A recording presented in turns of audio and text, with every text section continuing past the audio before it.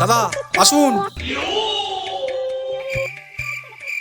আরে তুমি আবার এসছো? এই তো কদিন আগে কেটে গেলে, চুল তো ঠিকই আছে, আবার কি করবে? আরে চুলটা দাঁড় করাতে পারছি না, তাই দাঁড় করাতে এসেছি। দাঁড় করাবে? হ্যাঁ।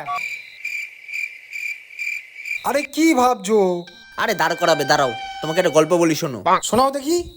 তাহলে শোনো, একদিন একটা ছেলে চুল কেটে বাড়ি ফিরছিল। ধরো ছেলেটা তুমি। মুষলধারে বৃষ্টি পড়ছে, ঝুম ঝুম ঝুম ঝুম করে বৃষ্টি পড়ে যাচ্ছে। ও সাইকেল চালিয়ে আস্তে আস্তে বাড়ি ফিরছিল। হঠাৎ দেখে সাইকেলে চেন পড়ে যায়, আর ডান দিক থেকে একটা কান্নার আওয়াজ ভেসে আসে। ও চারিদিক তাকিয়ে দেখে শুনশান রাস্তা, শুধু কিছু ব্যাঙ ডাকছে,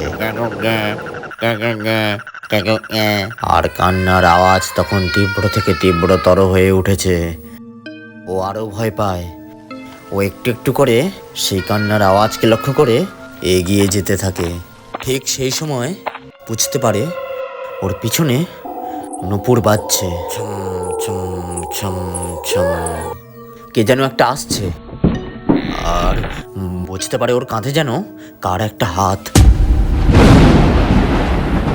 ও আস্তে আস্তে চোখটা বন্ধ করে পিছনে ফিরতেই দেখে সাদা কাপড় গায়ে জড়ানো এক লোক বলছে, বাবু চুল আর ছোট করব নাকি বাবু? আরে বাহ, এই তো কি সুন্দর খাড়া হয়ে গেছে। তাহলে খাড়া হবে না করছিলে, যাও এবার খুশি তো?